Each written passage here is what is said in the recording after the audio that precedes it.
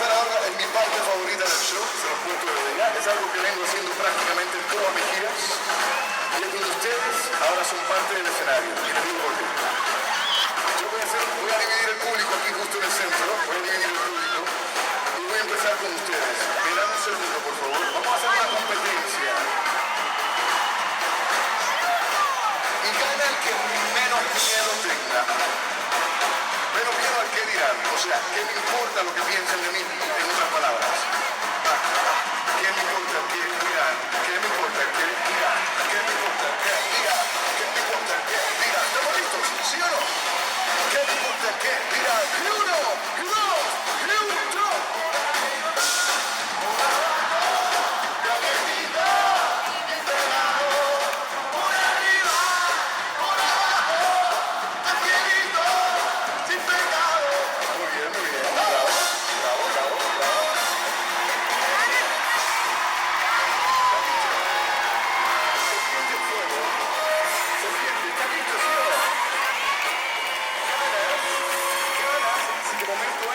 Esa actitud de qué me importa el que dirán, ¿vale?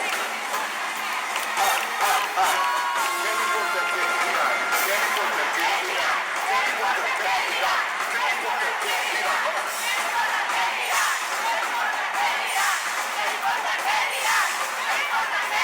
¡Y uno! ¡Y dos! ¡Y uno!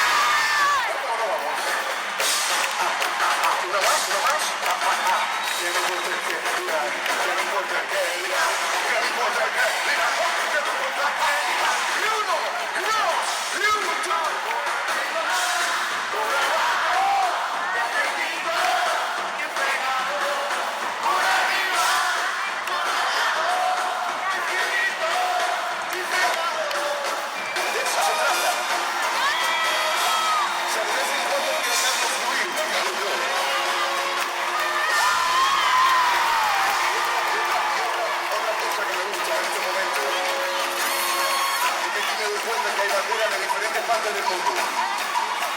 Y eso me gusta. Estoy viendo la bandera francesa, la parte de atrás. Estoy viendo la bandera de Brasil, aquí justo frente a nosotros, Brasil, Argentina.